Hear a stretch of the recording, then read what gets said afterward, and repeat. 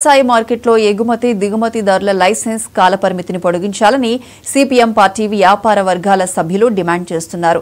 గతంలో వ్యవసాయ మార్కెట్లో ఎగుమతి దిగుమతి వ్యాపారస్తుల లైసెన్స్లను 3 ఏళ్లకు ఒకసారి రెన్యువల్ చేసేవారని ఇప్పుడు 2 ఏళ్లకే చేయడం ఇబ్బందిగా ఉందని ఆరోపించారు. ఈ మేరకు ఖమ్మం వ్యవసాయ మార్కెట్ ఉన్నత శ్రేణి కార్యదర్శికి వినతి పత్రం అందజేశారు. మార్కెట్ యార్డ్లో స్వీపర్లకు హమాలీలకు డ్రెస్ కోడ్ ఉండాలని, దీనివల్ల సరుకు దొంగిలించే వారిని కనిపెట్టడం సులువవుతుందని కూడా చెప్పారు. కమిషన్ వ్యాపారాల ద్వారానే సీసీఐ ప్రతి కొనుగోళ్లు జరగాలని, సీసీ కెమెరాల ఏర్పాటు ద్వారా రైతుల ఇబ్బందులు నివారించాలని ఆ వినతి పత్రంలో కోరారు. మా మార్కెట్ ఎగుమతి కానీ దిగుమతి కానీ లైసెన్సులు 5 సంవత్సరాలకు ఒకసారి రెన్యువల్ ఉండేవి. ఇప్పుడు మధ్యలో 3 సంవత్సరాలకు ఒకసారి రెన్యువల్ చేయమని గత గవర్నమెంట్లో ఉన్నది.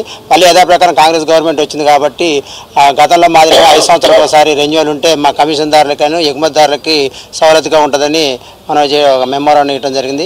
అదేవిధంగా మార్కెట్లో మోడల్ మార్కెట్ అన్నారు కాబట్టి దీంట్లో మార్కెట్ రైతులకి భోజనశాల 5 రూపాయలకు పెట్టేదాని గురించి, మరియు హాస్పిటల్ ఒకటి రైతులు అన్ని మండలాల నుంచి వస్తుంటారు కాబట్టి ఇక్కడ ఒక వైద్యశాల ఉండాలని, అదేవిధంగా రాబోయే సీజన్ వస్తుంది కాబట్టి ఈ బిడ్డింగ్ రూములు పెంచాలని, అదే పేమెంట్ మన మిషన్లు కూడా అవి ఎక్కువ ఉండాలని కోరటం జరిగింది. మార్కెట్ సమస్యలపైన మెమోరాండం చేయడానికి రావడం జరిగింది.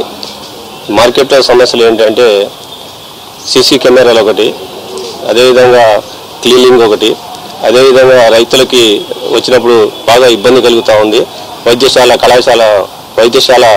ఏర్పాటు చేయాలని, అదేవిధంగా భోజనశాల ఏర్పాటు చేయాలని, అదేవిధంగా మార్కెట్లో అసాంఘిక శక్తులు కూడా ఈ మార్కెట్లో రైతుల సరుకు బస్తాలలో గుంజటం కూడా జరుగుతూ ఉంది.